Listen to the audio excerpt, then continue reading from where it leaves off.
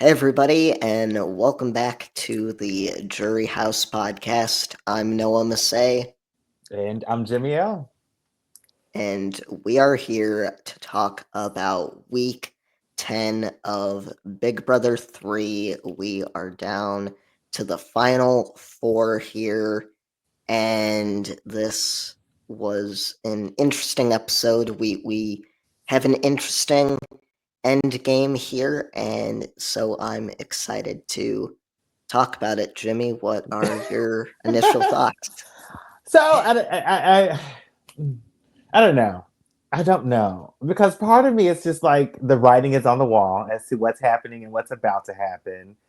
And so it's kind of just like right now, I feel kind of, and actually, what's her name? Amy said it, like it's just, kind of going through the motions. It's just been another week and you're kind of playing this thing out. And so, I don't know, like excited. I don't think it's probably the right word for me. I don't know if Okay. I'm excited about this week. This week did not bring out any excitement. Let me say that. Okay. Yeah, no, Yeah. that that is fair enough, and we will definitely talk about your predictions for the end game Okay. going down here. Deal. But yeah, let's get into it. So we open this week with the aftermath of this Marcellas eviction here, and Hmm. basically everybody is pretty shocked Yeah. at what went down here. Danielle can't believe that any amount of her trickery worked here, and she, she's feeling a little bit bad, depending on whether or not you believe this reaction we get from her here. I kind of do believe it. I'm shocked that she said it, but Mhm. I kind of believe her. I kind of believe her, but I was just like one of the things she said was like, "Oh, I felt a moment of sadness," and I'm just Yeah, like, "Girl, truly, I do believe that she probably was like, okay, yeah, like I feel bad because this boy's not gone because of something I've done. I feel like she probably did feel that, but to say that was just like, this is your plan. The plan is working. Like, right. but I do Yeah, agree with him. Like it was stupid for him not to use the power of veto. And I'm really glad that the entire house was just like, what the hell? Like why everyone was shocked. yeah, yeah. So Danielle opens the episode and she says, yeah, basically, Marcellus had three options. Could have saved himself, could have saved Amy, could have just left it as is. And she says, a moment of sadness came upon me because I knew how it was going to play out. And I was Mm-hmm. thinking, why, Marcellus? Why didn't you save yourself? And yeah, I believe it too. I do think something that rewatching this season has shown me is that Danielle is more of a empathetic person, more of an empathetic player than I originally thought. Like I Mm, I remember the first time the thing that stood out to me was the countdown, yeah.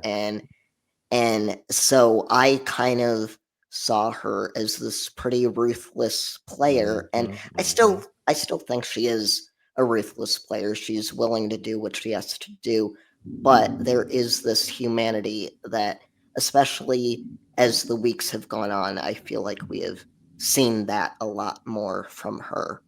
I agree. I agree with that. I definitely agree with that. That's why I said, because again, remember, I'm not a fan of hers. For Yeah. everyone that's listening, I am not a fan. I've never been a fan.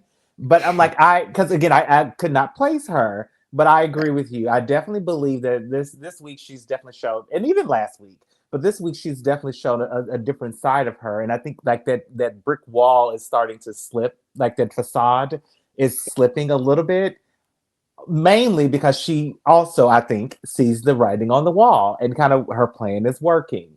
And so, you no longer have to you don't have to be as strategic anymore when you kind of getting down to where she is. So I think that's what's happening. I could be wrong.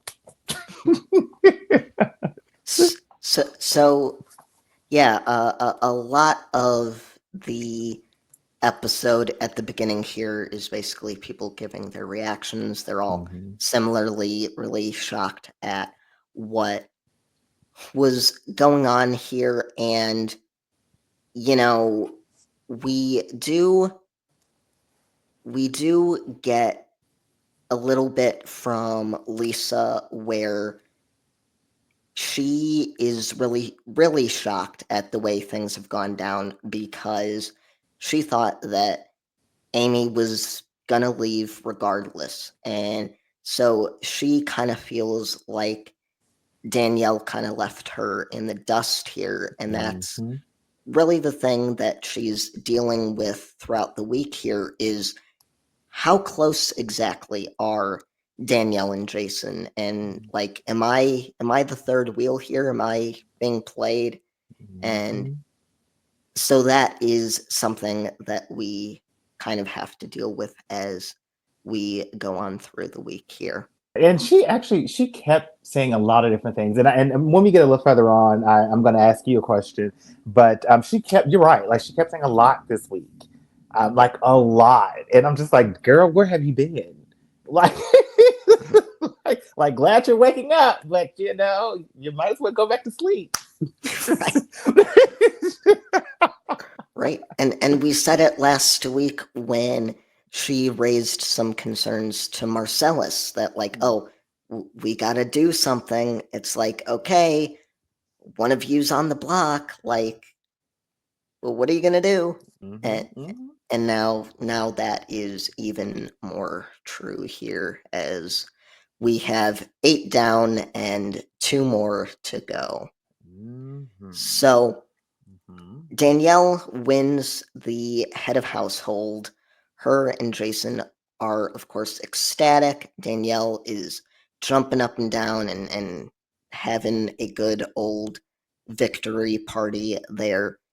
And, you know, then we get a diary room from Amy who says that she thinks that this is the week that Danielle should go after Jason, and she thinks that Jason is Danielle's biggest competition. And then we also get Lisa in the DR saying that she is not feeling safe at all. I think that Amy accidentally said something smart here in the fact that yes. that yeah, Jason is the biggest threat for Danielle. Yeah, It's yeah, just not going to happen, Amy. It's yeah. just not going to happen.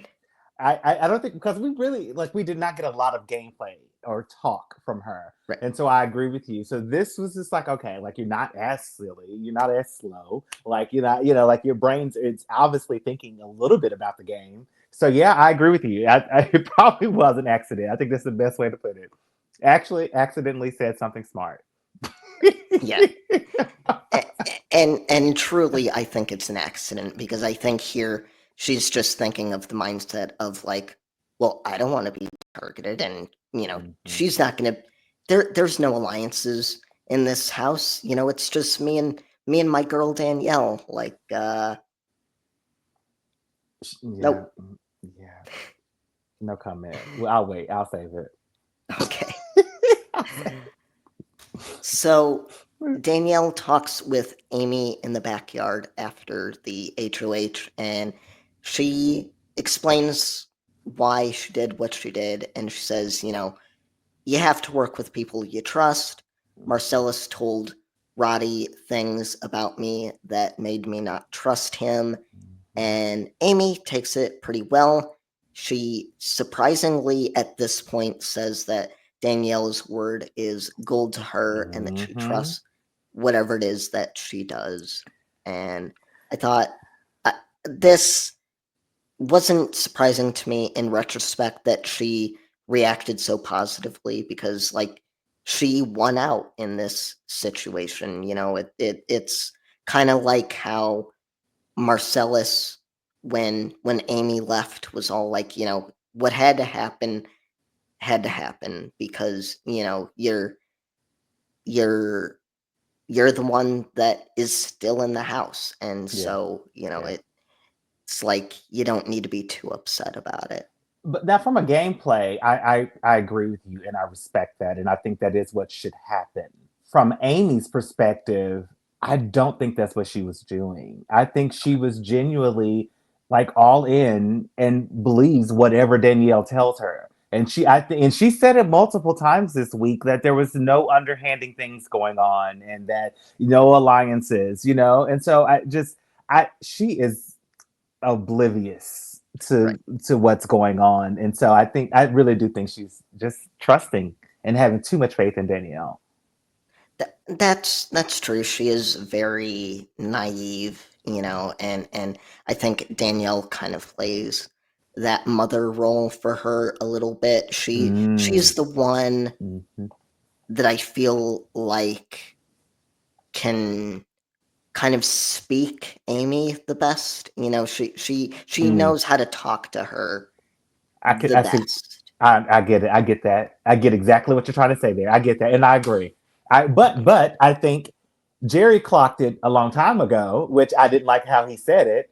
Right. But like Danielle, like she's very good at tapping into that thing about you as a person and being able to I don't want to say manipulate, but being able to bond and as you said, have that level of empathy. And so you're right. She can speak Amy.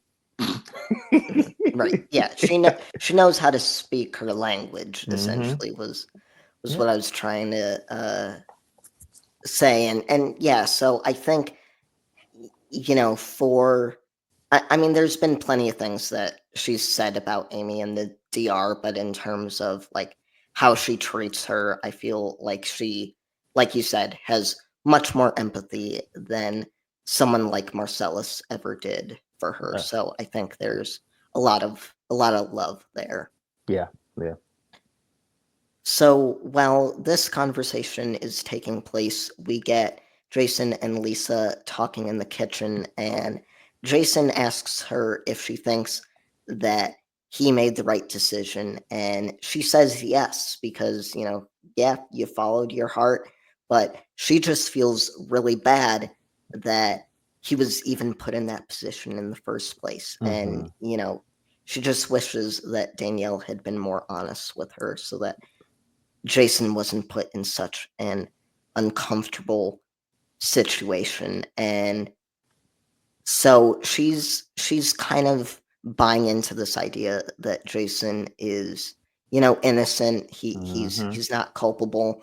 But even even that kind of turns pretty quickly, because in the same conversation, he's like, "Oh yeah, well, Danielle probably just didn't have the time to talk to you." Hmm. Hmm. Hmm. And we get Lisa in the DR being like, "Wait a minute. I was practically with her all day on Thursday. She had every opportunity to tell me." I feel like she set me up. I think is what she said. Right. But also, and again, going back to Jason and some things that have happened in some earlier weeks in regards to Jason specifically, Right. like they really talked about him and how, or he's actually talked about it when he's rambling.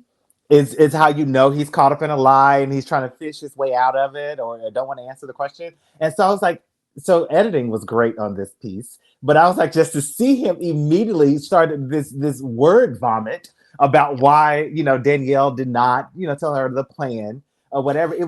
That was genius. Okay, to be able to sit there and watch that, to kind of follow these people's story and know their mannerisms. I'm just like Lisa, like he's telling you right now, like he's rambling, like Lisa, like he's lying, Lisa. But Mhm. I digress. Yeah, and he's never. I feel like we haven't seen him. We have seen him, like you said, be in these situations before, but I feel like we haven't seen him be this cornered. Yeah, And so yeah, it's just like, yeah, you could have ended it right with, "Oh yeah, I can't believe Danielle did that," yeah. and just stop talking. Or even if you didn't want to get involved, like, oh wow, well, you probably should talk to her about that Yep. and exit. Like and just yep, got nothing to do with that. You probably should talk to her about it, and leave it alone. And then you said nothing. Yep. Nothing, and then that way Danielle, whatever she decides to say, it's 100% on her.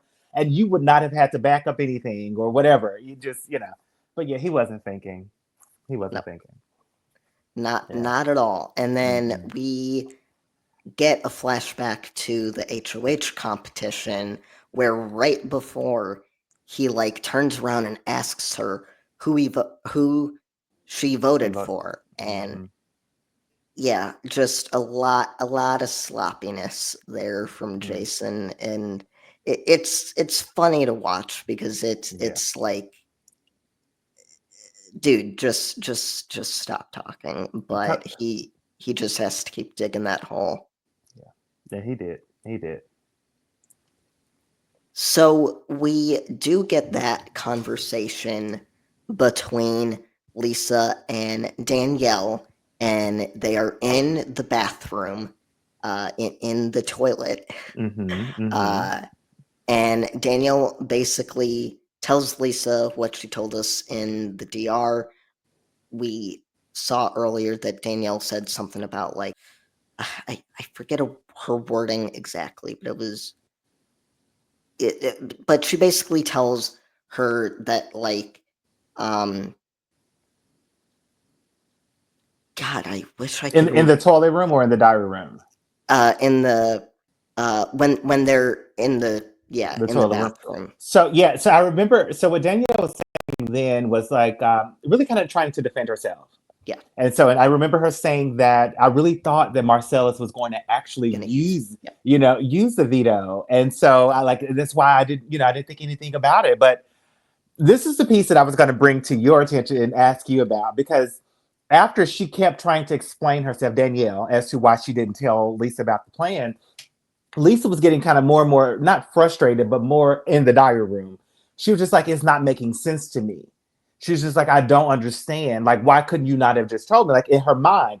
And I was sitting there, and Winston was kind of came in on this piece as well. And he was just like, I don't get it either. Like, why, like, even in this conversation, Danielle, why not just explain to her why you decided to vote out Marcellus? Like, why not just explain that? And I was like, babe, like, listen, at the end of the day, Lisa's not getting this because there would not have been any other option for anybody else to go on the block other than Lisa.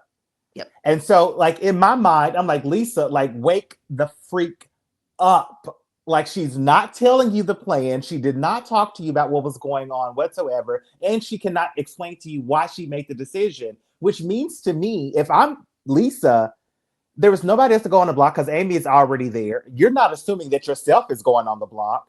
I'm the only other option. And if you were fighting against me or if you had a plan or an idea to vote me out, like, okay, like I need to wake up and try to re strategize. And so I don't think Lisa caught any of that whatsoever. Or am I crazy and It, overthinking? it didn't really cross my mind. I mean, I think if I had spent a little more time with it, I mean, I knew intellectually that like, that yes, that Lisa was an option to go up, but I wasn't thinking about just how much information Danielle was kind of giving away Mm. in that conversation by like what she wasn't saying. Mm-hmm, mm-hmm, mm-hmm. So that is a good thing that you pointed out there, because it's a very very good point. There was so much that she said in what she didn't say to Mm. Lisa that it is kind of interesting that Lisa didn't super pick up on that. So Yeah, yeah, good, yeah, yeah, yeah. Wow. Mm-mm. so we jump from that to one of our first luxury competitions of the week. And so the house guests are called into the house by Julie, and she basically says that there are four T-Mobile phones hidden throughout the house in separate rooms, and they have 2 minutes to go and find one of those phones. And so they all rush off, and Lisa finds hers right away in, I think, the bathroom or the kitchen, one of those it doesn't matter. And then, but we get Amy and Danielle, and they quickly find theirs. Jason is like scrambling to find one. He's just not able to get one until like the last second. And so then they are told by Julie that one of them has the opportunity to win a 3-minute T-Mobile sponsored phone call. And they will also receive $1,000 in gift cards to send to a loved one.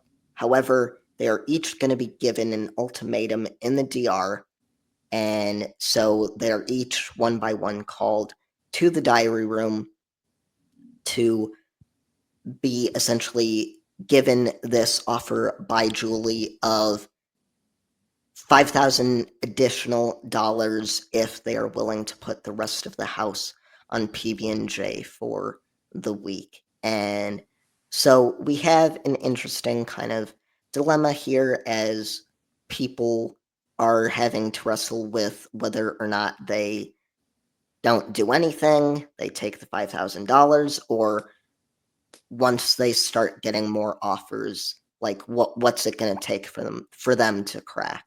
And so we have a situation ultimately where basically everyone except for Lisa accepts the deal at different amounts.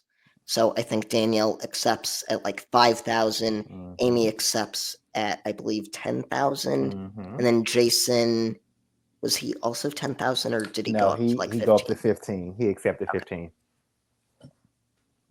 And so then they have like a tiebreaker round where they have a number on the back of their phone and they have to peel off a sticker to get the number, and then whoever has the lowest number wins. And so we get Amy ultimately winning here, and she gets a phone call from her family. And so what did you think about this luxury competition? Did I it thought it was pretty give cool. you anything?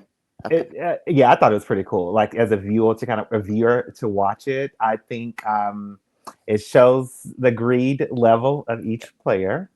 Because, like you stated, if I accept it, that means everybody else in the house gets nothing. And Right. so, again, it shows the level of greed of each person. And the sad part about it is, I probably would have been with Danielle. I probably would have accepted the 5,000 on that first go around, and like, shit, you guys only have a few more weeks in the house anyway. A few more days in the house, like, so whatever. You like, I better get my money now. And so the fact that it took Amy, rejecting 5,000 to get 10, and the same thing with Jason, I just knew Jason was not going to accept anything. So I'm really shocked that he went all the way up to 15,000. And so that was just, yeah, that one shocked me. I did not. Lisa, I was unsure about, but I knew Amy and I knew Danielle both were going to take some money. I didn't know how much, but I knew they were going to take some money. Yeah. Yeah, so I was surprised that Jason took the money. I wasn't as surprised that Danielle took it because, again, Danielle is very competitive, as we have said. And, there was a second there where I thought, oh, maybe Amy's not going to do it. Maybe she's not going to be selfish. And then she buckles right at the second offer there. And I was like, yeah, Yeah. that. That But, sounds. the thing about this competition is like, I get it. You miss your family. It's been 3 months, but like, you're going to see them in a week. You're gonna walk out those doors and be greeted by your family in a week. Like, I would not be looking for any reason for anyone to target me when Mhm. I'm literally just a week away from getting to the final two. And so I just I So don't you understand it. would not have taken the Mm, money? mm-mm, no. Wow. Oh wow. Oh yeah, we would definitely be playing different games. I you're always talking about wanting to play the game with integrity and trying to play the most honest you can. So, Yeah, I because the thing for me is ultimately if I'm there for the 500K, I'm there yeah. for the title. I'm already getting my stipend if I've made it that far. Good point. Yeah. Like, I'm set with the money, and if I'm there, I like I said, I didn't go that far just to get like five thousand Wow. dollars or Good. or even to get 15,000. I'm like, no, I'm going for the whole thing, and I'm not giving anyone any reason to snipe me before the finish line here. So, Fair point. it's I don't know. Great. That's a great strategy. I can see it. I understand it. I respect it. And I, I think Lisa kind of agrees with me here. I mean, She she's d- pretty dang angry. she was, and I don't. And I'm shocked. She again. She was the eyeball out, but again, it shows a lot. Yeah, It shows a lot. Yeah, it shows for them. Like it shows a lot. yeah, exactly. It absolutely. And so, oh boy. So yes, Amy gets her phone call. It Hmm. again. I like the way they shot this, similar to when Jason won his letter. I think it's just a cool way to kind of show this here. So So this piece here in regards to her phone call and the conversation she had with her family. yeah, I really, really, and I mean really, I want you to hear me when I say this. I really hate the fact that this was probably a real conversation and it is the truth about Memphians. Like I really, really hate to admit that. But I was just like, calling her mom mama is like a real thing down in the South. I think she was talking about that somebody had killed doves or something, or her brother had killed doves. I don't know about killing doves, but normally ducks, like during duck season or deer hunting, like that's a real thing. Like, and we take it very seriously down here. We take it very seriously down here. And she was like, "Go Rebels" was another thing, which is technically is Mississippi. But it's again, it's one of those things that you do when you're from the South. And so I was just sitting and listening to the conversation, and I was just like, this is a real conversation. Like, and right. I felt it, I understood it, I related to it, and so I was like, I just wanted to point that out. I hate to admit it, but that was an actual conversation. Yeah, I right, and the thing is, it's this little awkward, like 3 minute, like, oh, okay, catch me up, and Yeah, that certainly a conversation that I would have with my family, minus the duck hunting. yeah, well, But yeah, I'm from Chicago originally, so sorry. I don't know, we talk about food, pizza. I don't know, A true stereotype. Got it. Got it. right? So, but yeah, it was very, very sweet. Yeah. Yeah. And, you know, Amy's our Southern Belle, and Yes, we she see where it is. comes from. Yeah.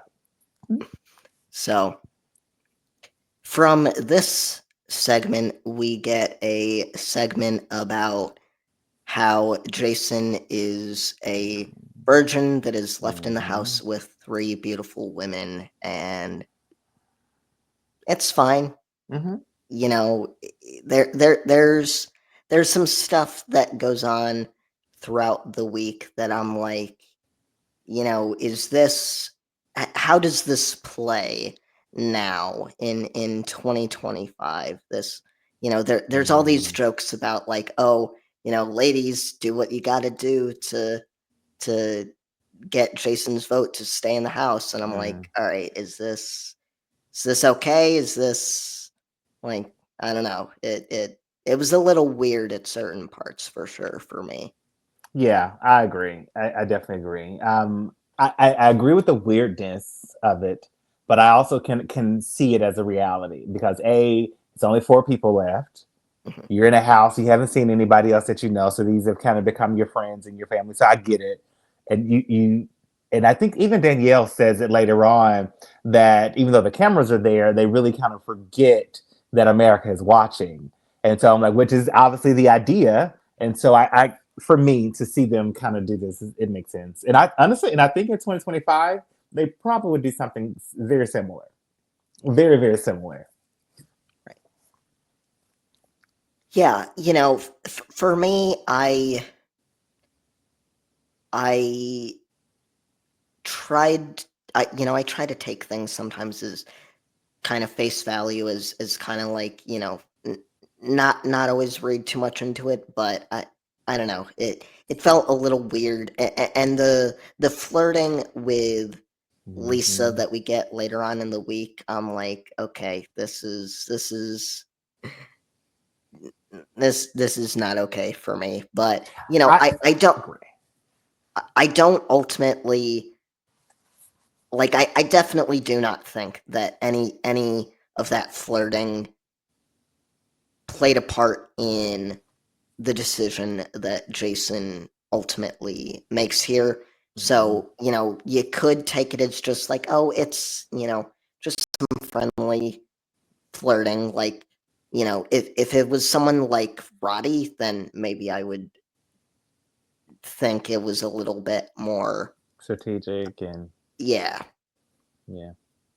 Mm. But, it's just something that I thought was kind of interesting because nowadays I don't know that that would really fly, but maybe I'm wrong. I don't think it would. I think you're right. I could see it happening, but the execution of it, I don't think it would work. I still don't think, unless it was somebody like you said with Roddy, I could see it with somebody like him. Right. Yeah. So I guess it depends on who is on the other end of Right. that. This leaves us with the nominations. And so we have a situation where there's only going to be one key in the box. And so there's two people going up. One person is going to be safe at the hands of this HOH. And so basically, Danielle allows Jason to be safe. He has the sole vote to evict, and she, in her speech, basically says what we were saying before of like, hey, ladies, do what you got to do.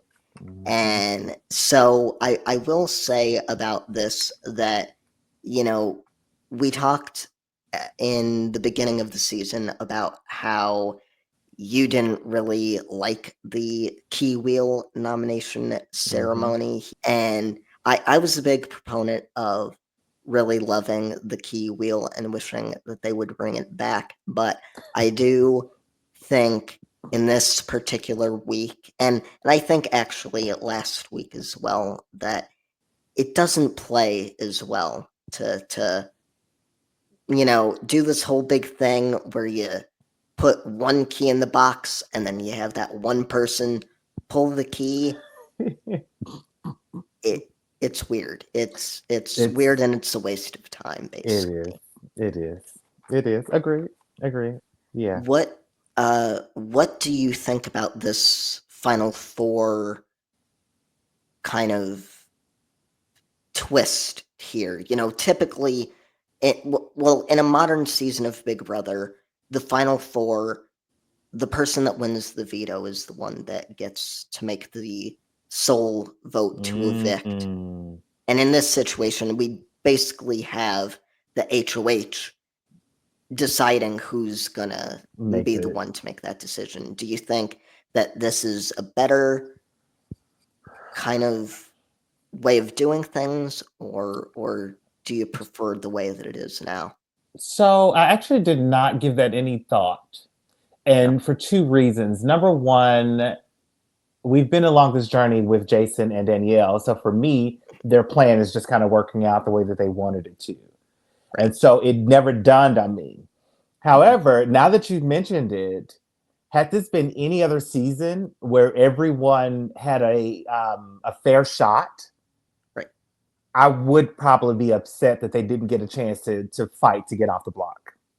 Yeah. And so yeah. Again, it doesn't bother me because of this season. And again, we've kind of watched this play out, so it was going to do whatever it was going to do, and we knew it was going to get here. But yeah, I think had it been any other season, I probably would have a different opinion. I really do. Yeah, I didn't even think of that. Yeah. Wow.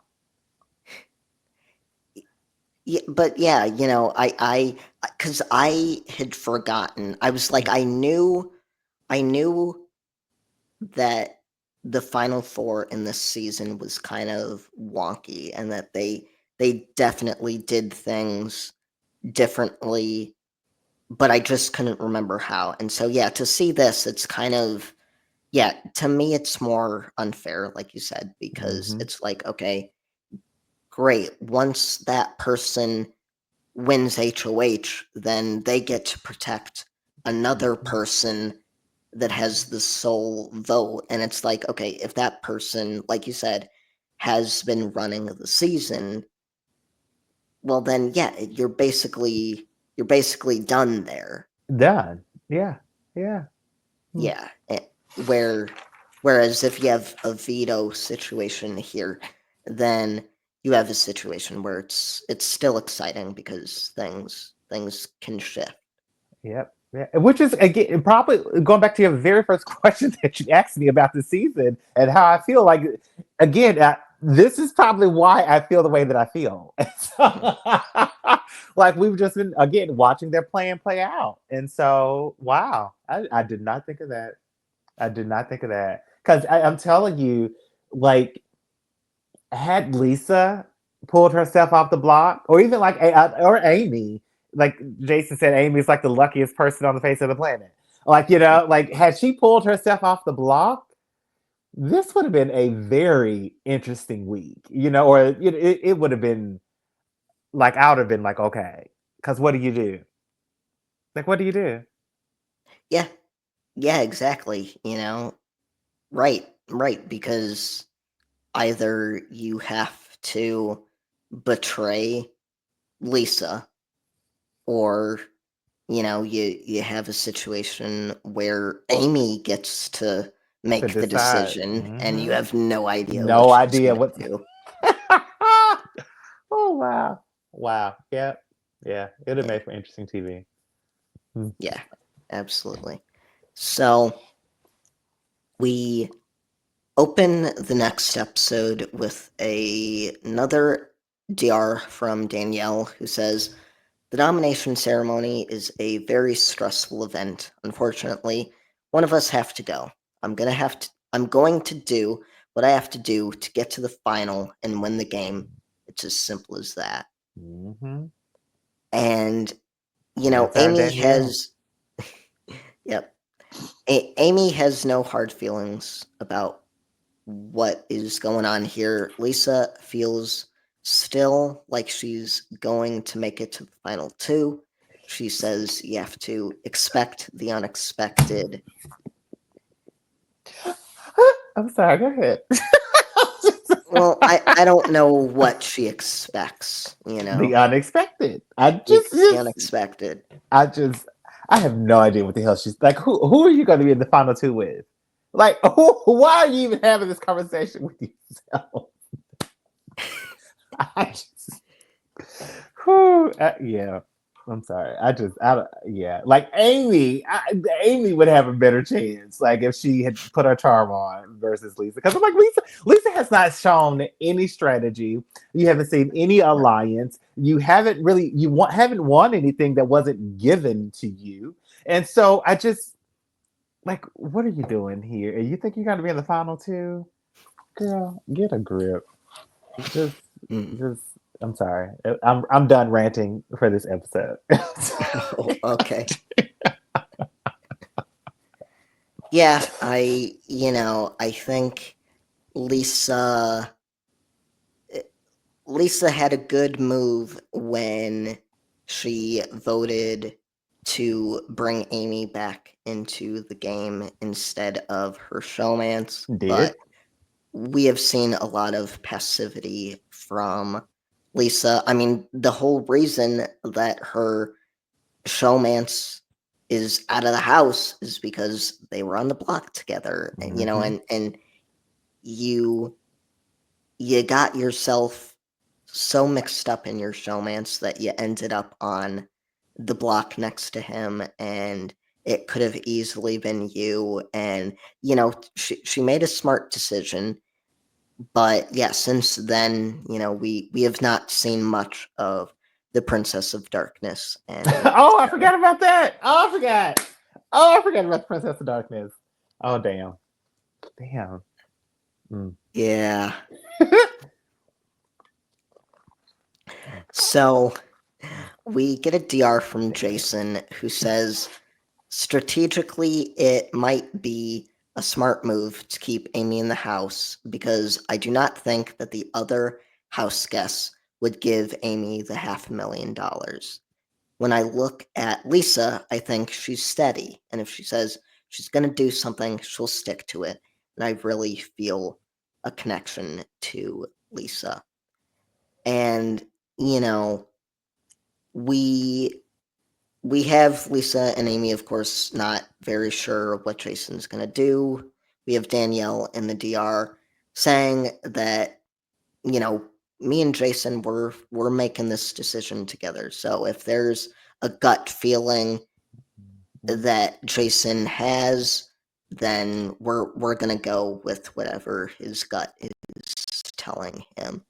And so I think that that is kind of interesting. I think that I think at this point in the episode, or maybe it's a little later in the episode, where it seems like they're really for Lisa going here, and it seems like they aren't talking as much about Amy. It's more talking about Lisa being a threat here. And so I think that that's kind of an interesting statement as we go on through the week here with the decision that they ultimately end up making.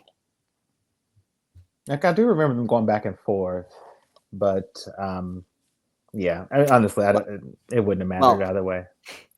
well, I think that's when we start getting some actual talk about Lisa and how she might be a threat, because I don't feel like we've heard anyone talk about Lisa in any specific way. So that's kind of what stood out to me a little bit there is that was kind of the first time anyone's talked about her in a game sense. I guess if you're not counting like Josh or Kiara talking about how terrible she is.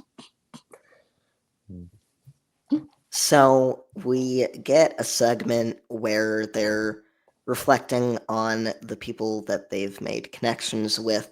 We get Danielle basically talking in the DR about how she has had to make certain choices to protect Jason, and she doesn't regret it because of the connection. We also throughout this week get a ton of talk about how close they are, and how they would do anything for each other, and how they're all working to protect one another. So we jump from there to a segment where they are having some southern barbecue, and it is Lisa's first time eating ribs, and so they're trying to show her the ropes. And yeah, I like ribs. I use utensils when I eat ribs. I did hear that, and I think she said that about the ribs and the chicken or something, like you don't do forks and knives or something. Yeah, Yeah, yeah, yeah. that's And so what she said. I will say, it all depends. If I'm at home, I don't really care. Mhm. But because like we talked about how I have to wash my hands, and so Yeah, I don't care what's going on. And so again, I told you normally my husband opens the door for me, so I don't have to touch stuff. And so if I'm out and about, I don't care. Like I'm using a fork and a knife. Like I'm not. I just can't. I just can't. I just can't. But if I'm at home, oh yeah, the gloves are off. Like I don't care because I know I can go to the bathroom and immediately wash my hands before and after, like quickly. And so yeah, yeah. So Yeah, I mean, I go back and forth. There are times where I'm using a fork and I'm like, all right, this isn't coming off the bone the way that the I way need you it are. to. So then I'll get my hands dirty.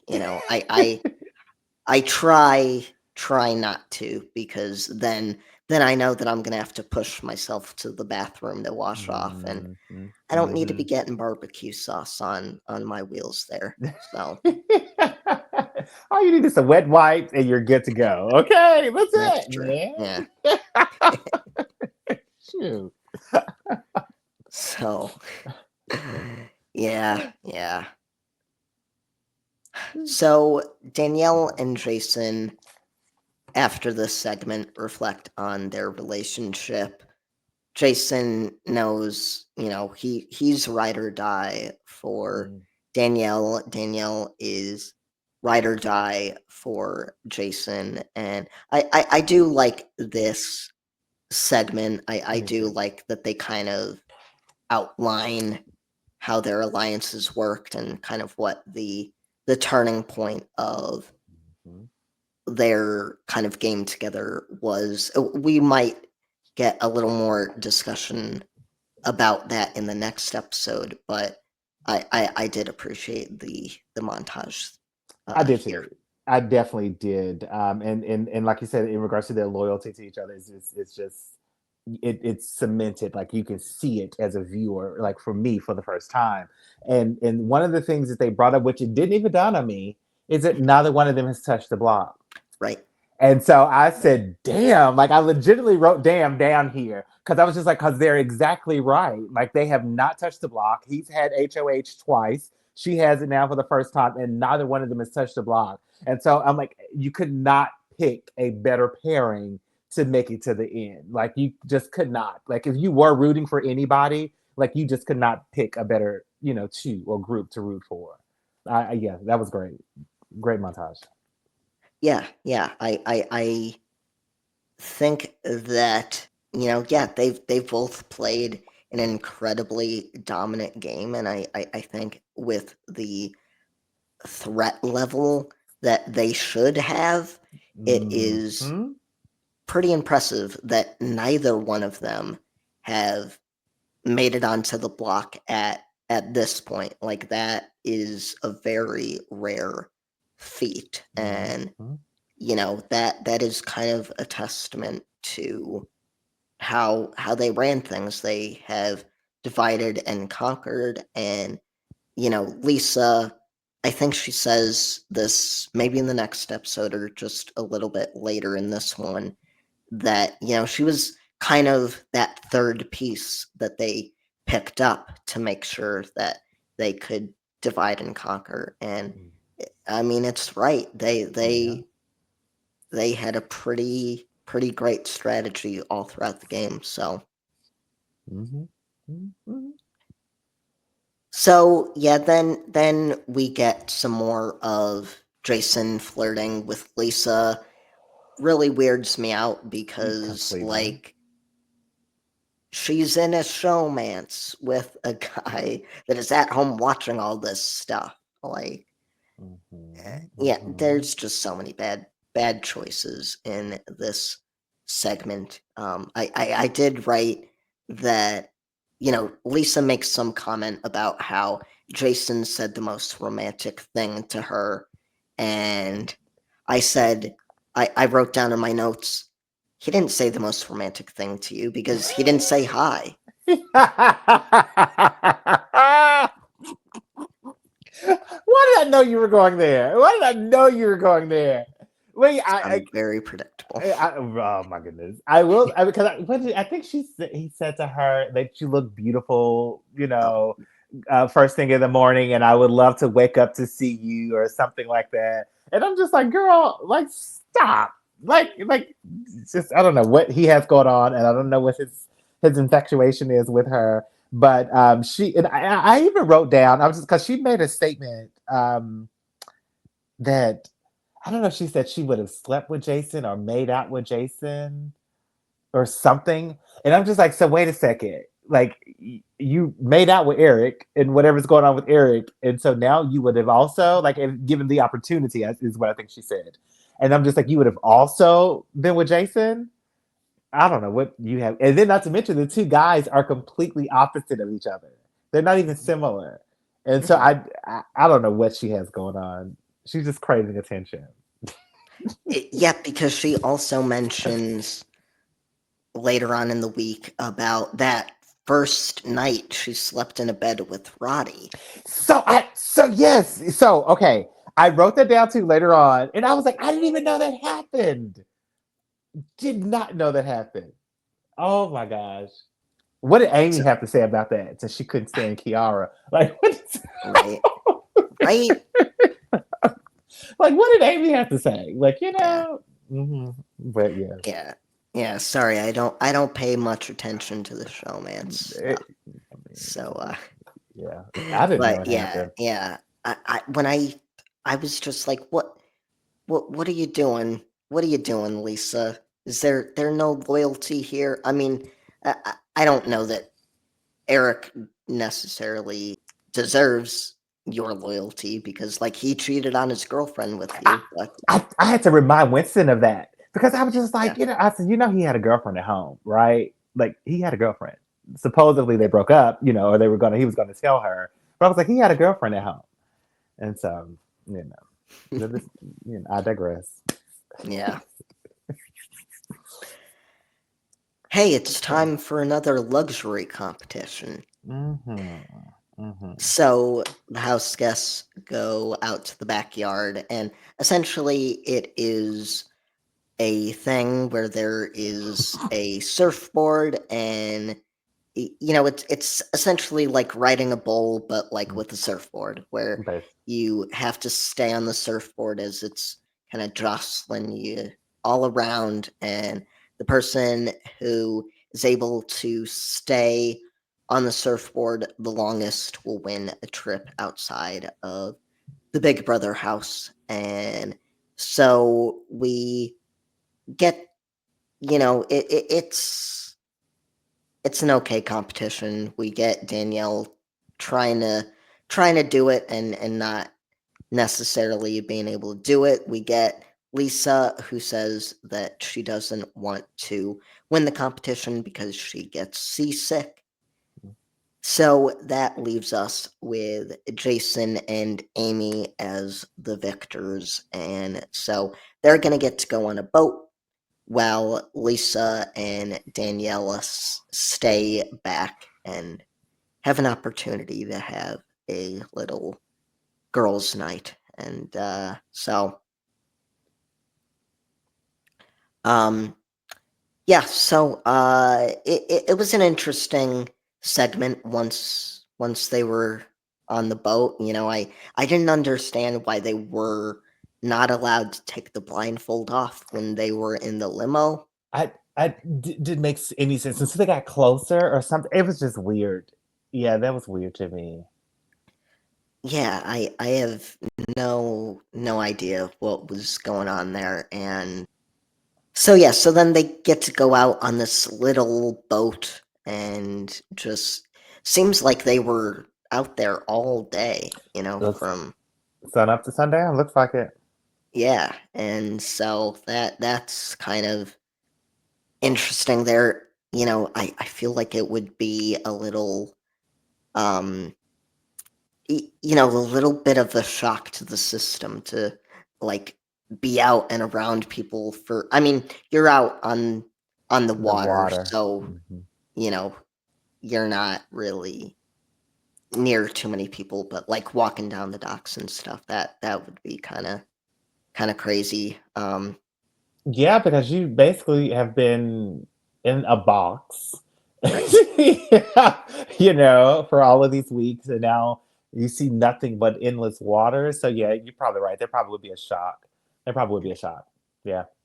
But even this was another one of those moments that we were talking about him and Lisa, but this is another one of those moments that Jason kind of had that was with the flirtation, and Mhm. you would have thought they were truly on a date, he and Amy. Like you would have thought that they were truly on some little, whatever. Yep. And so, yeah, it was interesting. I will say he is so sweet. Yeah. He is. I think Jason is probably genuinely one of probably just one of those good guys. And and so I don't know if it's because he's inexperienced. I don't know what it is. But I Right. think he just seemed like he was just such a good guy.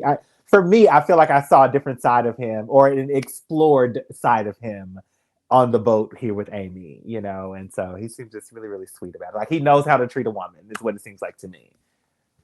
Yeah, absolutely. I think that he absolutely knows how to treat a woman. I think that, yeah, like you said, he's just a good guy that wants people to feel as comfortable as possible. Hmm. And so that was nice to see. Once Amy started throwing up, Oh yeah. I was thinking to myself, why did they choose this trip for them? I don't. I mean,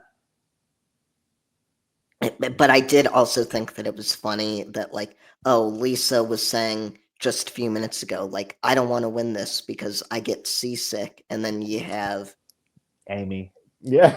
yeah, I Miss, don't understand why they showed that because they actually yeah, showed her, and I'm just yeah, like, why? Yeah, that was unnecessary. Like even I had to look away, but I was like, that was unnecessary. They didn't have to do that. yeah. No, it was very, yeah, no, not great at all. So, Yeah, yeah. but yeah, so from there, they come back after a long day. They're kind of recounting everything, and so that is how we close out that segment. And then we get a segment about the lizards and how nobody really wants to take care of them anymore. And yeah, we basically, I think, only have Jason taking on that responsibility. And you know I don't know, PETA PETA needs to get in there, rescue those lizards. I don't know why we need to be giving these house guests, like, fish or Mm. lizards or anything. Like, don't assume that people know how to take care, especially like young 20 somethings. Like, no, we So don't need to be doing this. I could do the fish, okay. I could do the fish, but the lizard, mm-mm. I could even have done a turtle, but a lizard, mm-mm. No, mm-mm. Mm-mm. Eric could not have come anywhere near me while that thing was on his back. Like we would have had it out in the house. Like they would have got rid of me. You think Marcellus is dramatic? Like a whole nother side of Jimmy would come out talking about a damn lizard. I don't do lizards. Sorry. I've had fish and I've had hermit crabs. So And you don't. yeah, my fish was something that I got at, like, a fair. So it was one of those that is dead within, like, 24 hours. Dead by the weekend. I'm sorry. And so we were just out. My dad invested, and it was so crazy because he bought this huge fish tank, and he had put it right in front of the house in the living room, and we had bought some of the cheapest goldfish that you could ever, which was probably at the fair from where you Right. came, and so some of the cheapest goldfish you could put in there, and I think probably about 10. Five survived, maybe six. And Mhm. I swear to you not, we had, I know, at least three of them that lived probably 10 to 12 years. Oh, wow. Blew my mind because they do not have a life expectancy of that long. Like they don't. They're feeder fish. And Right. so I was like, oh, like blew my mind. So anyway, not so goldfish I could do. I Yeah, could do goldfish. I can kind of do goldfish too. I just even that was too much responsibility for me. That I But was like.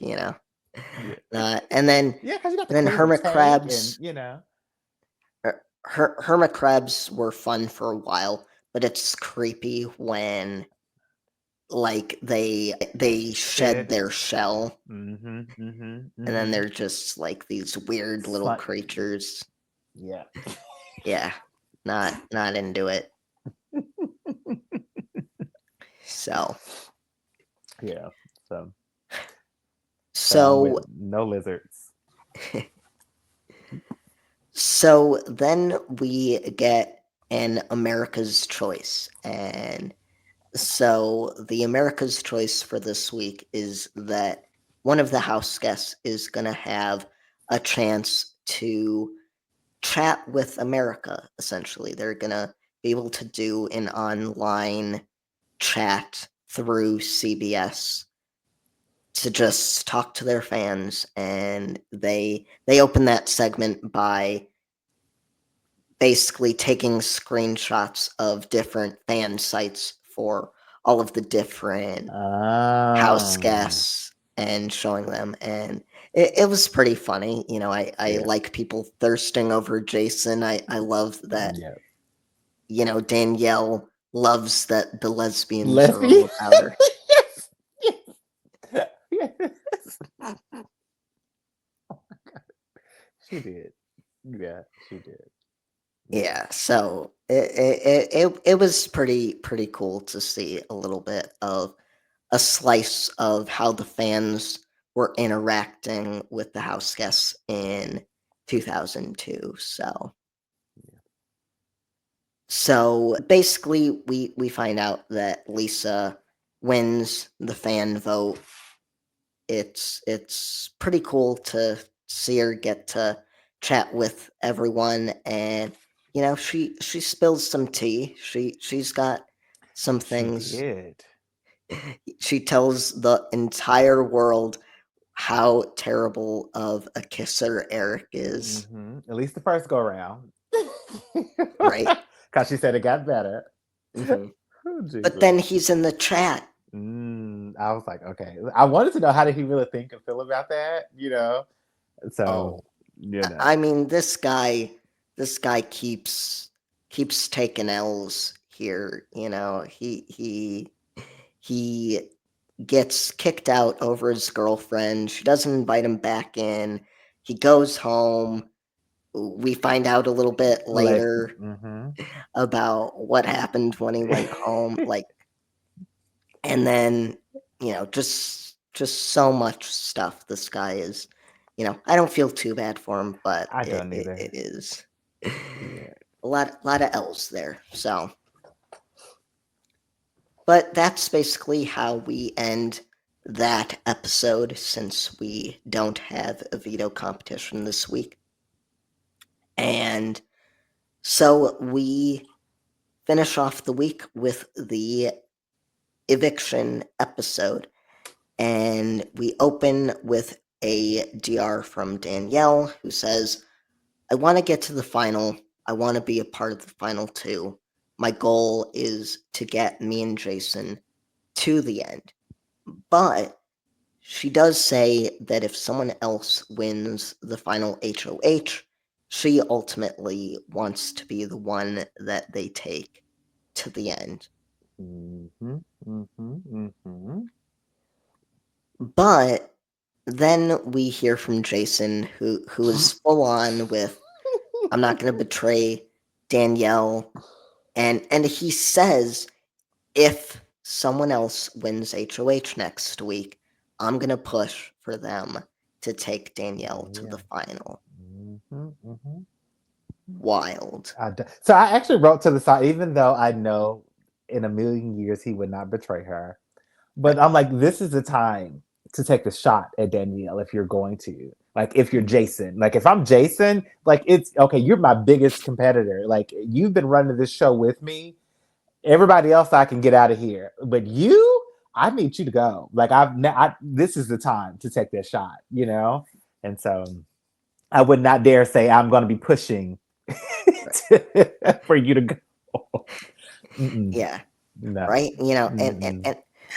But I do also wonder, like, to be the player that Jason is, that everybody in the house knows that he is, if Yeah. he were to if he were to essentially Take a shot at her. say, yeah, if he was to basically kind of coerce a third person that won HOH, like, hey, but take me though, maybe, like, how would that play to the jury? You think? Do you think that, Mm, because it feels like he's put himself kind of in a corner here, where it's kind of, because this whole game and the whole entire theme of this game has kind of been about playing the game as honestly as you as can and as possible. loyal as you can. Like, I Mhm. don't, he would never betray Danielle, but even if he did, I don't know how well The that would jury play to would the play out. jury. Good point. Good point. That's a good point. That's a good point. That's a very good point. And Now, I'm I don't think he's thinking about that at all, absolutely not. Absolutely not. but Absolutely not. yeah. I wish he would, because that would make for some good TV. Because like if he against Lisa, I don't know. I don't know how. Like if he were to make a move against Danielle and to be successful, Mhm. to take Lisa to the end again, I don't know because that could backfire. But in regards to if anybody in the jury had negative thoughts about what he did to Danielle, the only other person would be Amy, which I think that no matter what he did, that he could win against somebody like Amy. Because Right. no one in the house is going to respect you because you were not in the game for the full amount of time. Like no one is going to respect you for that. And if anybody voted for you to get the money in the end, then that's probably Marcellas just for the hell of it. You know what I Right. mean? So I really, really wish that Jason was thinking like that because I promise I probably would blow it up. Like get her ass out of here. But honestly, same goes for Danielle. There's no way in the hell I would take Jason to the end with me. Yeah. No way in hell. I don't care what kind of final two deal we had. Nope. Mm-mm. No. No, because you still have a shot. Like Jason truly has a shot to win against her.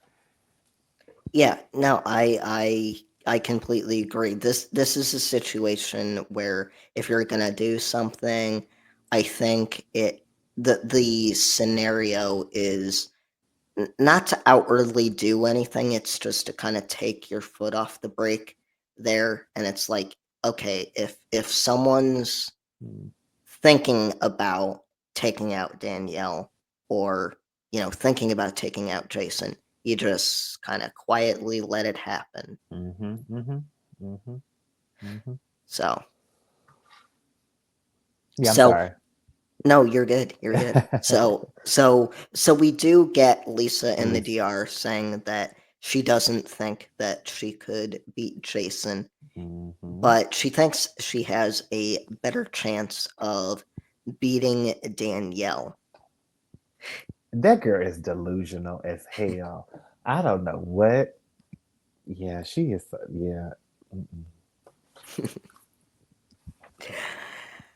um And then we get Amy Oh, in the oh yeah. DR, who says that she would keep Danielle in the house if she wins HOH next week, and she thinks that Danielle deserves to win. So Yeah.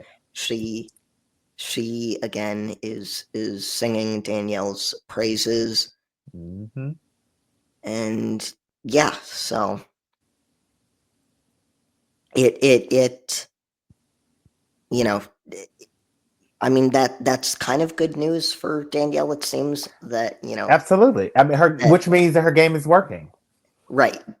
Yeah. Lisa seems to think Danielle's the better option. Amy is thinking it. So you're right. Yeah, her game is still working the way that she intends it to. So Yep. we talked about this a little bit earlier, but Lisa is of course starting to catch on to the fact that Danielle and Jason are closer than she originally thought, and she Mm-hmm. knows now that essentially she was brought in to kind of be the person that ensured they had the numbers to protect the two of them. And so that is an interesting insight that Lisa is starting to develop there. Amy, on the other hand, does not believe that there are any alliances left in the house. There's no backstabbing. There is nobody that is doing anything underhanded at all here. No siree, Bob. It is 100% a completely transparent game that is going on here today In the final 4. Mm-hmm. in the Final Four. Absolutely. She's just. I thought Lisa was delusional. Poor little Amy. Poor little Amy. She, again, Danielle has her claws in everybody in the house, and her game is working. Mm-hmm. Her game is working. Yeah, yeah. Amy's out of her depth here. Yeah, She just yeah. and she's got nobody looking out for her. I N- mean, Not really. yeah, you know, Mm-mm. she kind of at least with Marcellus, he's honest Mm-hmm. and so he's gonna tell you tell her like it is. But here, yeah, there's she's it's like she's got that blindfold on She still. does. She does. Mm-hmm. She got $10,000 though, so at least she got that. She can go Yeah. home with that. We get a DR from Danielle where she is saying that the only person she thinks that she can likely beat at this point is Amy. And, she kind of shudders at the thought of the jury voting Amy over her. So that is that is some interesting insight. That is some insight into the way that she views Amy. Like the idea of losing to her would just be this terrible, awful thing It because, oh would my be. God, It would be yeah, though. It would be like that's a slap in the face. Yeah, yeah. I would be so hurt. So we get some more flirting. Then we get a conversation between Jason and Danielle where they talk about Lisa being a threat that needs to be taken out. They both see her as a threat to win, while they don't think that Amy has any win equity at this point. So then we go to the studio where Julie talks with the house guests and she asks Jason, how does it feel being the sole person who decides who stays, who goes? How do you feel? And he says, it's horrible. I love both these people that are on the block. I care for both of them, and having to choose between both of them is just a bad place to be, but I've got to do it.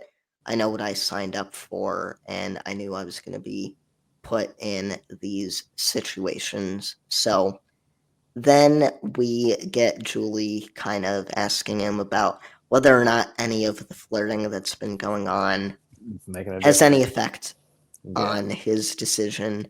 And he's like, can't kiss and tell. So, because he has been kissing all of it, both of them. So oh my God, right? yeah, Like he has. that boy needs to be reading his Bible a little bit more.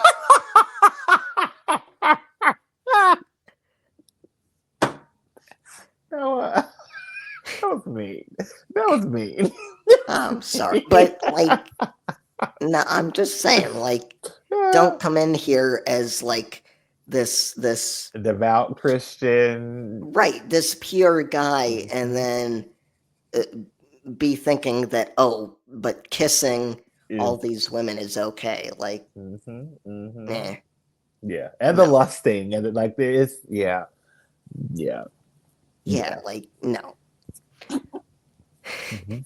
So then she talks with Lisa and says, what was it like to have your first contact with the outside world, getting to talk to the fans? And she says, It was amazing. It was a little bit overwhelming.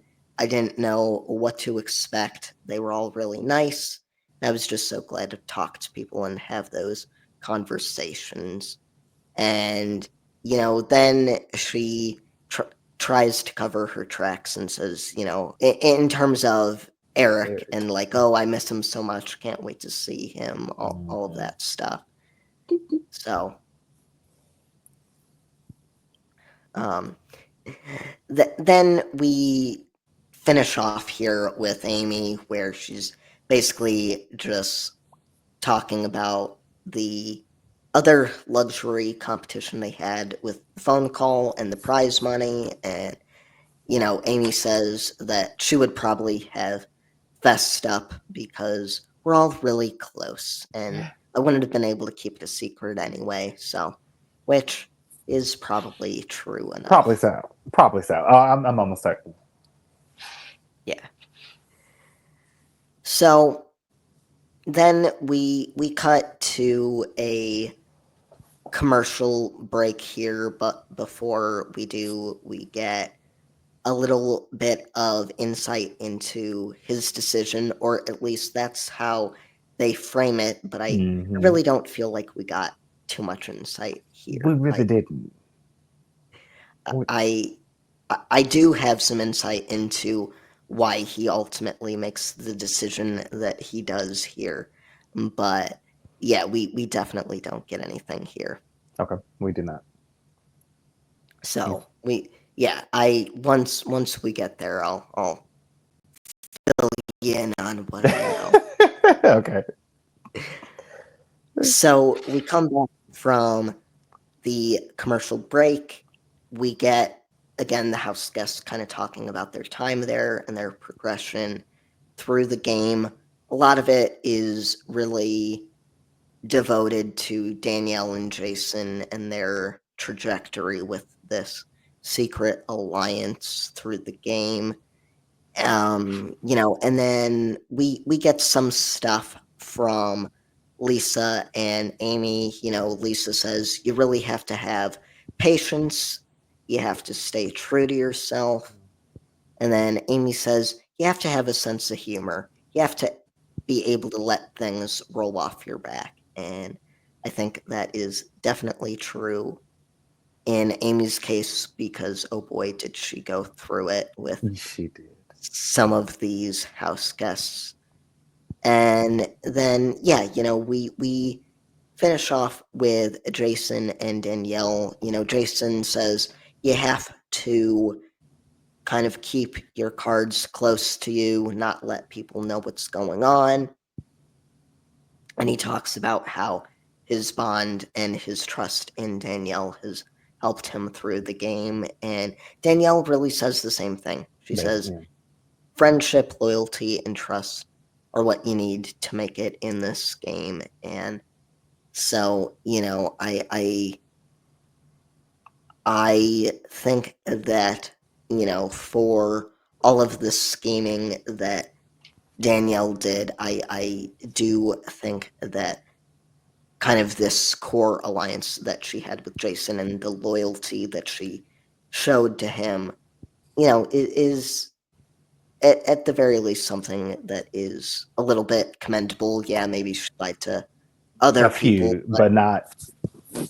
but not her person. Like those Yeah. other people weren't her person, and so Yeah, and even during this little segment, I mean, I know they kind of go back and forth between the house guests, but again, I mean, it was from week one, and so right, to be able to have had an alliance this long, to last this long, and to have been a secret, and right, hell, even to this point, dealing with the last four, they're still questioning whether or not you have an alliance, and they don't really know for certain. And so to be able to have kept it a secret again all of this time, I agree with you. Like this is damn sure commendable. That's why I was like, I really don't think it could have been and a final better two to be rooting for other than them because this and you haven't been on the block, and so yeah, like this is just you could not pick a better pairing for them other than them. yeah, yeah, absolutely. I definitely agree. Did So, you did you catch oh, the Amy little segment when I did the little recap on her and her head of household? Did you catch that? I Did don't not. think so, but I gotta imagine that it was in regards to like how much time she actually spent in the house. So no, it Okay. was the thing that stuck out for me was when she put Kiara up. It was just like it wasn't for revenge. It wasn't revenge, Oh, yeah, yeah, and she yeah. just kept it. And so I was like, I had forgotten about that Right. until they played the clip again, and I was just like, oh shit, damn it, Amy. I was like, how is this no revenge? But it's not revenge. It's not revenge. It is not revenge. Yeah, I remember that. That was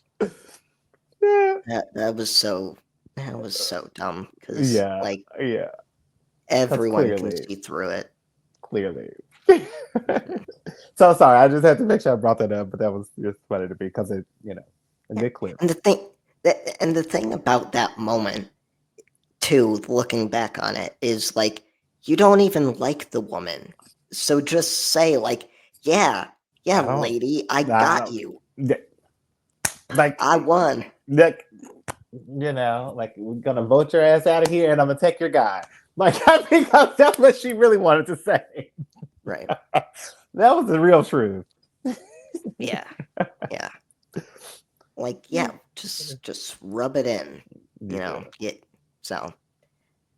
Oh boy, Amy. So we get the HOH interview when we come back from commercial break, and Julie asks Danielle a few questions. So she says, you've admitted to us in the past that you have thrown past HOH competitions. How many have you deliberately lost and why? And Danielle says, I've probably thrown at least 8 because, frankly, I had to deal with the devil. And I knew that if I Mm-hmm. won, I had to break my word. And if I won HOH, I wouldn't be able to put up Roddy, but I wanted to. Mm-hmm. And then Julie asks her, so this week you were playing for real then? Why was this HOH so important to you? And Danielle basically echoes what we already know. Jason was weak in this moment. He couldn't win, so I had to win it to protect him. And I'm able to compete this week as well. So this was the time for me to bring on the game, and I played the game and I won. And then we finish off here with just some reinforcement that she never has had any doubt about whether or not she's taking Jason to the final two. You know, just reinforcing he's the reason I'm here. I'm the reason he's here. We're Mm-hmm. we're ride or die till the end. And you know, she does not think that Jason is going to betray her, but she does say that Jason probably had to take more of the hits, get his hands a little bit more dirty than Danielle had to, and she says, "I was innocent as a dove and as sly as a snake." Mm-hmm. So this is what I wanted. I want to talk about this for a Okay, second because okay, I love Julie so very much for bringing this up because I think she brought it up, or the way she framed it to Danielle was in regards to how the jury or the audience would visually see Jason taking or doing the dirty work and not yeah, necessarily you. Like, how do you really think this is going to affect you with the jury? And so the immediate, like, their face from Danielle was just like, Julie, like, shit, like, Jason is not competition to me, is how I took it. Like, girl, don't play that. Like, Jason, like, I did this. Like, I did all of the work. Like, Jason kind of just came, at least in my mind, that's how it came off. Like Danielle was like don't play that. Like, we're good. Like, it's good. Like, Jason has no, like, he's not gonna win. It's how I took this. Did you see that at all, or did I read too far off into that? so I don't think I read that quite like you did. I do think of, now that I think about it, it does seem like she's taking ownership. You know, Mm-hmm. for me, yeah, I guess I don't know how to read it. Like, maybe she's kind of repenting a little bit, and kind of being Mm. like, Mm. yes, I kind of pushed him out in the front to do my dirty work a little bit. But yes, it was really me. Like, so, kind of doing that thing of taking the ownership back a little bit, just whether or not that's because she feels like she needs the jury to give her that credit, I'm not necessarily sure, Okay. but Okay. Yeah. I did see it as her fessing up to how much she was pulling the Actually strings. doing.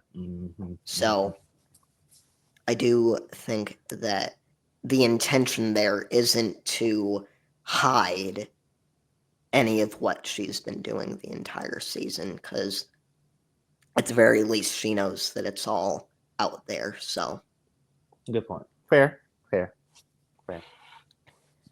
speaking of the jury members, we cut to commercial, then we come back to a segment where we catch up with Tanya and Lori and Roddy and Eric, and we find out what they've been up to since their evictions from the Big Brother house. We get some insight into how they're viewing the season.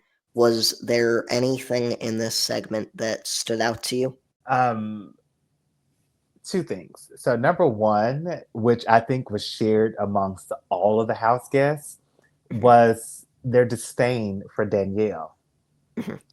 and them learning how she was actually manipulating things behind the scenes.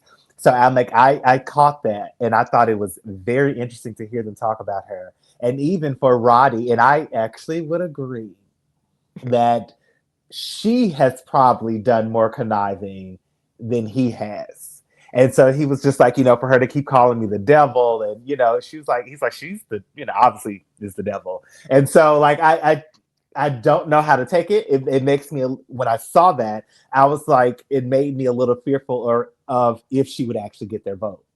Like, would they vote for with their heart, or would they vote based off of this the strategic plan that she played for the game? And so like I'm like, what you do? And so that stuck out for me. And then the second thing was, of course, with Eric and him being on suspension from his job for 2 weeks. I did not understand why. So was there something behind the scenes that happened that So we didn't see? I think it is a. So I don't know too much about this, but I do think that it has something to do with like how long he was gone. Oh. I don't remember, like, he had to have been in the Big Brother house at least a month, because I do know situations where people have gone on Big Brother and they've taken leave from their work Mm-hmm. and they've made it, at least a month or two into the game, and then come back and gotten fired because, you know, they they were violating the contract of their work, because you can only request so much time off of work at Gotcha. once. And I know that in Big Brother 16, there was a guy who was on the show. He was a janitor at a school, and he got the time off of work, but I don't know what the logistics, or whether the school realized like how long he would be gone, and then he Mm-hmm. ended up making it pretty damn far into the game, and when he came back, he had been let go because he was in violation of his contract. So I feel like that's a similar kind of Mm. situation here.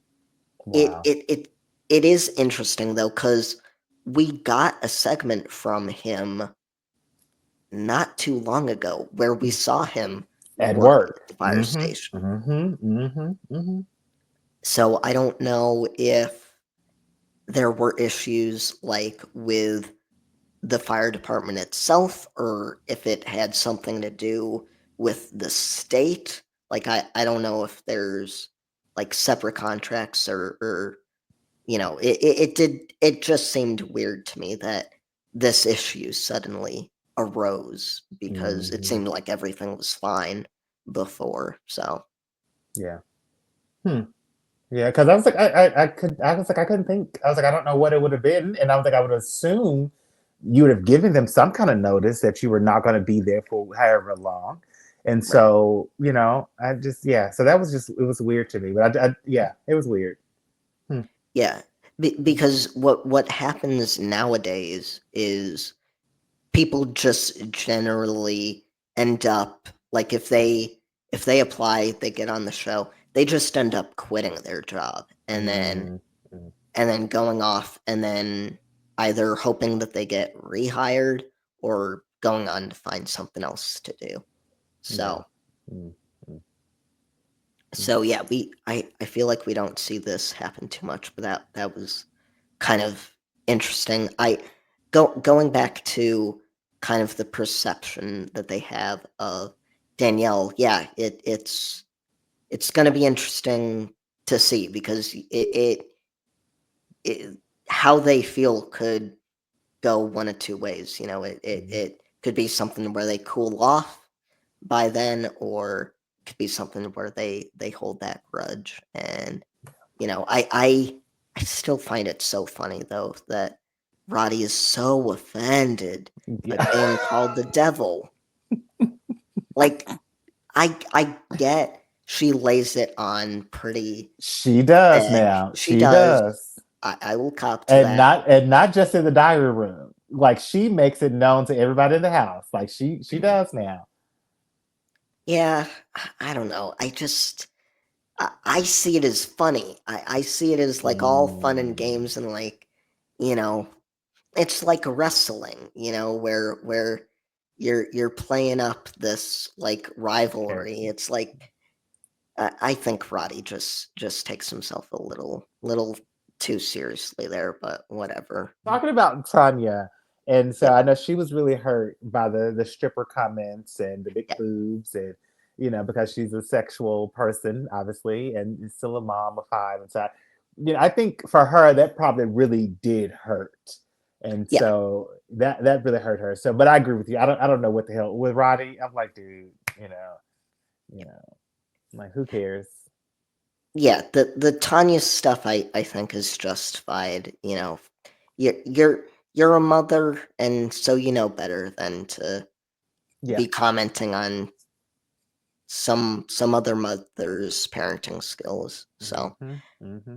you know, Because nobody's perfect, and you don't, yeah, you just all parents make mistakes. yeah, right. Yeah, exactly. So, but yeah, sorry, Lori but yeah, though, go ahead. Lori though, I have no idea what her problem is because all Danielle said was Jerry, wash your damn hands, Oh and yes, but I I I feel she was yeah, the first one gone, so she didn't have anything else to say or to talk about. So right. you know, so This yeah, is why I don't like everyone getting a vote. good point. Good point. You did tell me that. I You did told me that. You did.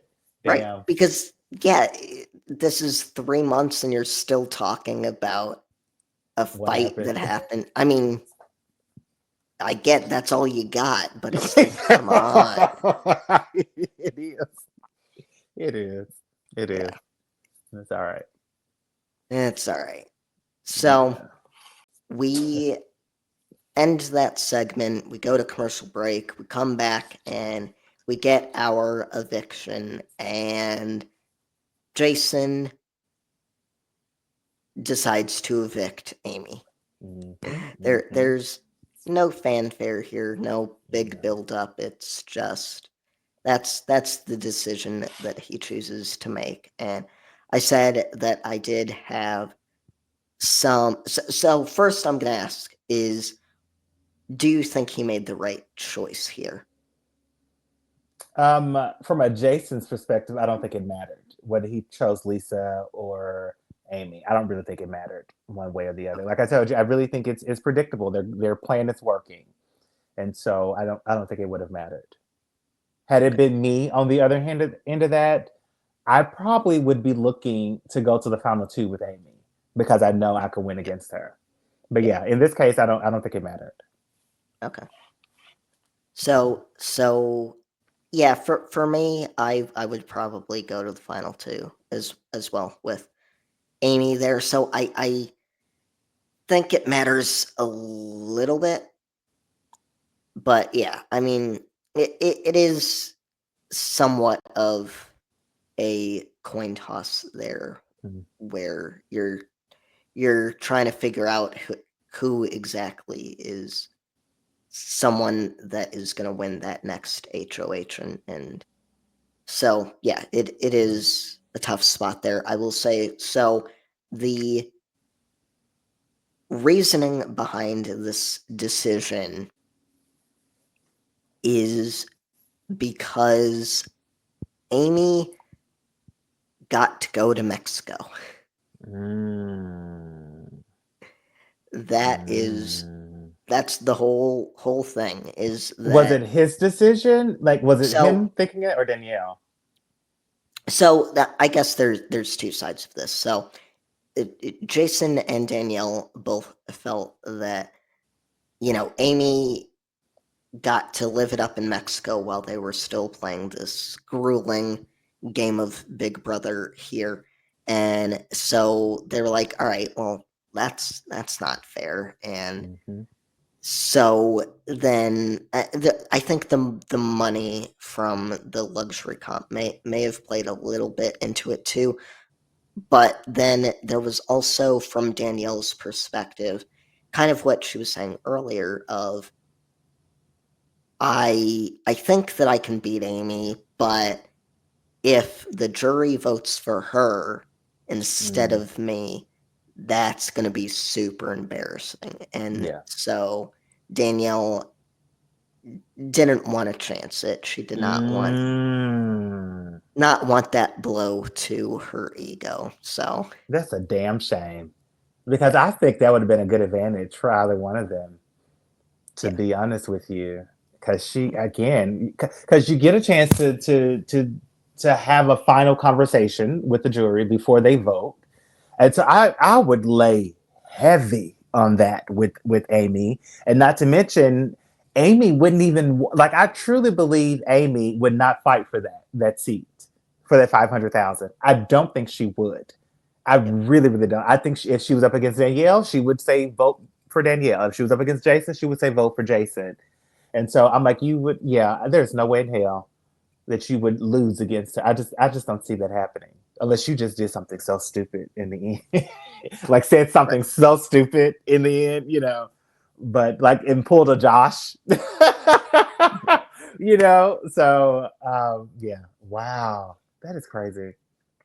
yeah. I will say, I think the only leg up that I think Amy would have in a vote, at least against Danielle. Against Jason, I definitely think that Jason would win. But against Danielle, I think the only thing that she would potentially have a leg up on is the fact that, like, she will just let that jury kind of, like, dig into her, and basically be like very apologetic about, like, Mm-hmm. whatever Questions. whatever it is that they have issues with. And so,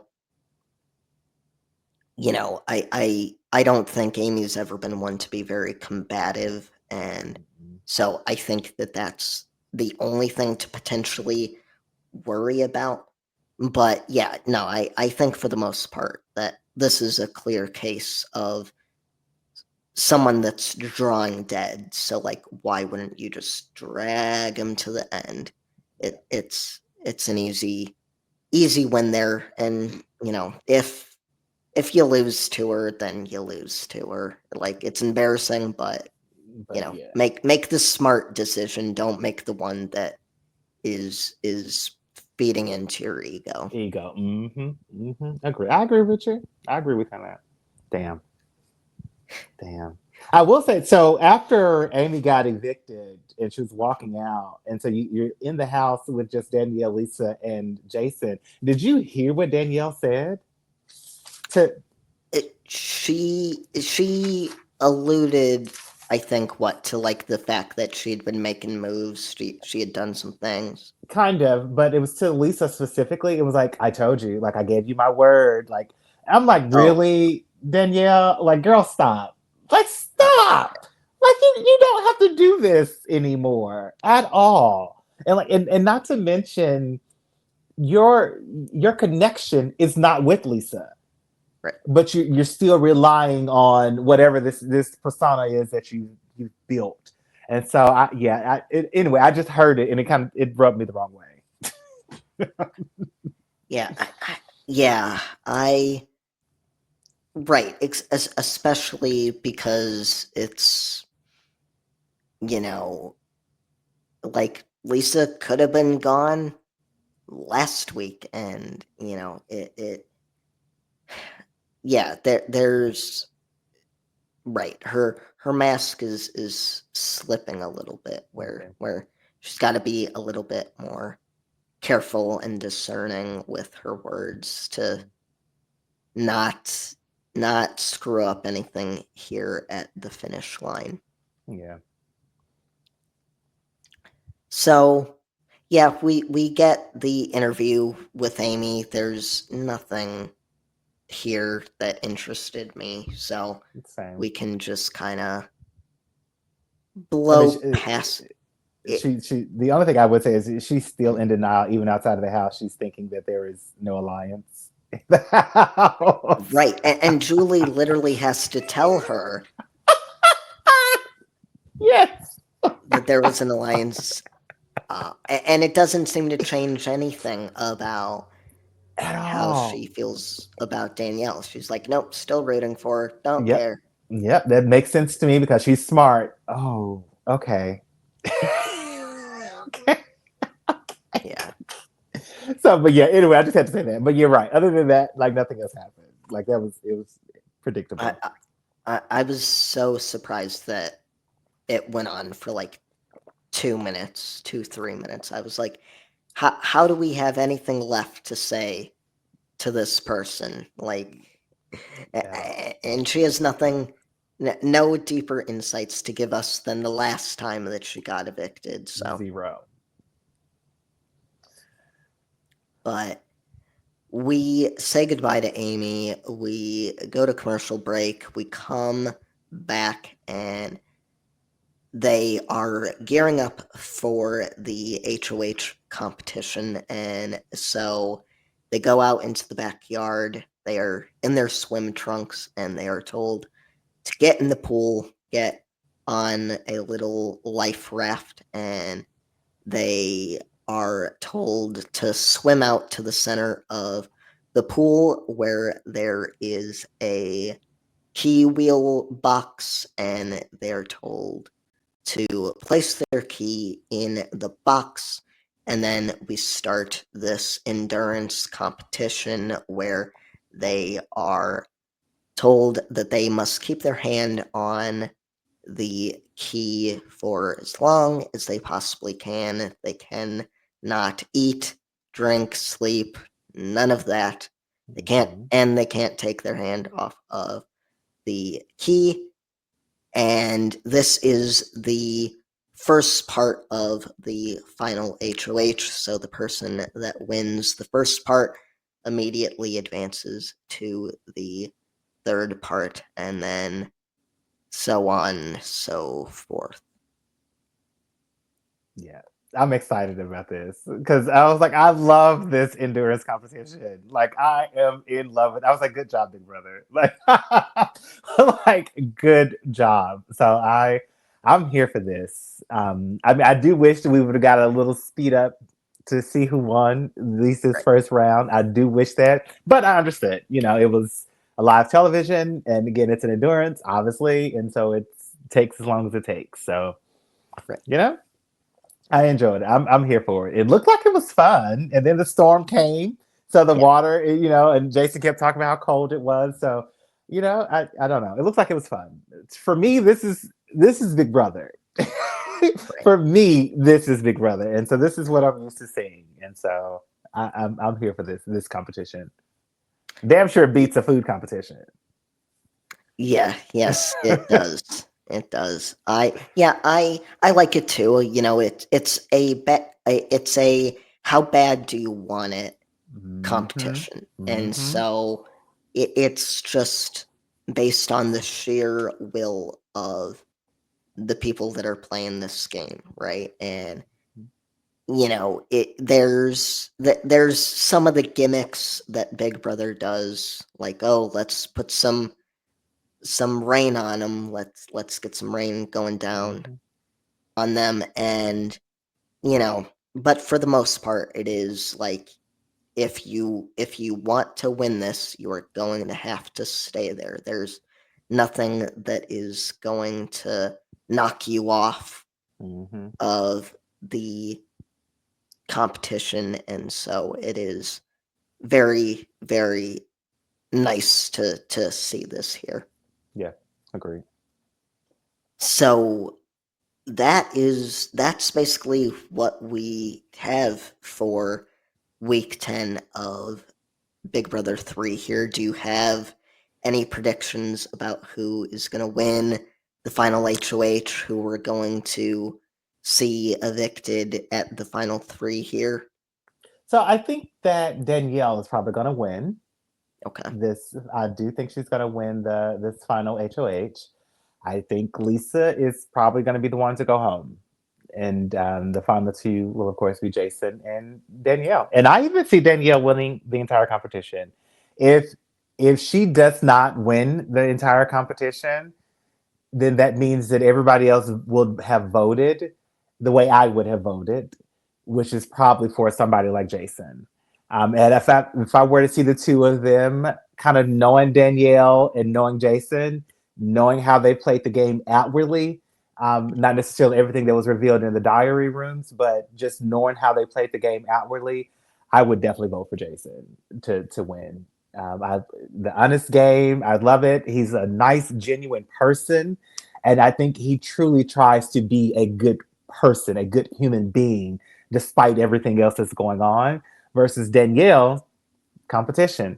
She just wants to win. She wants the final two. And so, but anyway, that's those are my predictions. I know you already know. I know you already know. But yeah, those are my predictions. Am I at least close? Halfway right? Somewhat. I'm not going to tell you. There's did no you did you way. did you almost say No. it? Uh, there have been a few times where I try not to get ahead of myself, and I think I do a good job of it. So far, so good, sir. Yeah. So, yeah, this was probably one of the less exciting weeks in the game here, but we're starting to kind of slow down here, and so I do think that it'll be interesting. It's always interesting at the end here to kind of see the way that things might play out. So there's still plenty of game left to watch here. But is there? But is there? Is there really? Is there? We'll see. We will see. We'll see. Alrighty. Well, that is what we have for you guys this week. Let let us start plugging our stuff. So I'll hand it off to you. Alrighty then. As always, if you guys want to continue or begin to be inspired by me, inspired by jimmyl.com and inspired by Jimmy L on all social media. I do videos every day, every single day. Alrighty. Well, you can follow me on Blue Sky at noamsay.bsky.social. You can also follow me on Twitter at noamsay. And then you can follow the Jury House podcast socials. We are on Blue Sky at thejuryhouse.bsky.social. We are on Instagram at the Jury House Podcast, and we are on Twitter at house underscore jury. All of this information will be in the description if you have not figured that out yet. And so you should be able to find us pretty easily. And until next time, when we invite another house guest into the Big Brother 3 jury house, we will say later, guys. So, yeah.